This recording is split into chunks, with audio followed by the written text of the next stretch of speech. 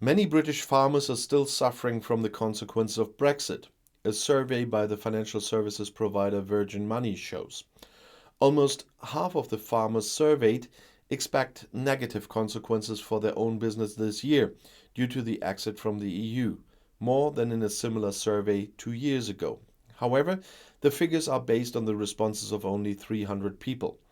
As with the 2020 survey, the aim of the survey was to capture any changing trends and how farmers are being affected by the pandemic, Brexit, and environmental, social, and also political factors.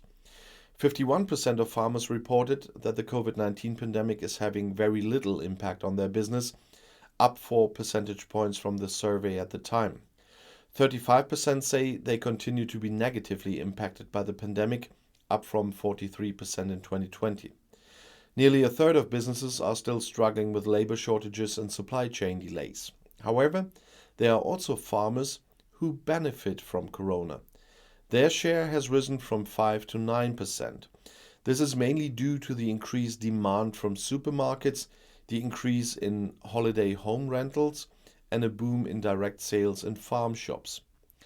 On the negative side, uncertainties about the prospects for goods exports to both the European Union and new markets, how to address labor shortages after EU workers are no longer allowed to work in the UK, and what impact imports will have on profits and competition.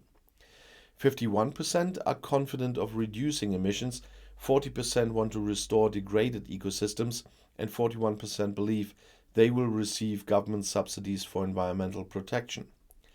Less than a third of farmers have diversified their business in the past 6 months. However, that's an increase of 5 points since the last poll.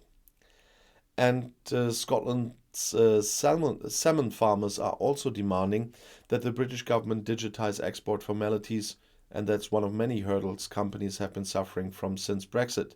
That's what's written by Intrafish. The members of the Salmon Scotland's Association alone have additional annual export costs of £3 million, says Association Manager Tavish Scott. Switching to a digital export health certificate, or EHC, would save staff and time and also reduce the number of errors. So far, there's no timetable for digitization. Scotland had exported salmon worth 446 million in 2021. That's up 29%. Export volume increased by 31%, and the British Transport Association Logistics UK is also calling for better care for lorry drivers who are currently stuck in long traffic jams on the M20 motorway towards Dover, the Channel Tunnel, and the South Coast. The traffic check system Operation Brock, introduced because of the consequence of Brexit, which forces truck drivers on their way to the coast to line up in long queues, and which was currently activated due to slow processing in the port of Dover, urgently needs to be revised. Most importantly, it addresses the humanitarian problems it creates as truck drivers lack access to basic sanitation, food and drink, and as local residents deal with difficult traffic disruptions and diversions, said Heidi Skinner, Policy Manager for Southern England at Logistics UK.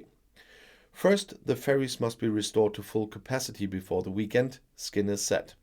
That was the key factor behind the congestion, along with ferries being unable to operate due to damage and bad weather, and with the increasing problems at the border caused by Britain's exit from the EU. The website Kent Online quotes County Motorways manager Toby Howe as calling the mix of P&O ferry cancellations due to the company's layoffs with snowfall, storm damage, and Easter travel traffic as a perfect storm.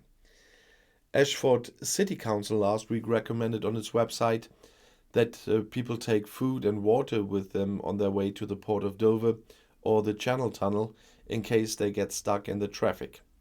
They also warned truck drivers to adhere to the specifications of the traffic control system. Attempts to swerve onto secondary routes and avoid the congestion could be penalized with a £300 fine, and the offending trucks would be sent back to the end of the congestion.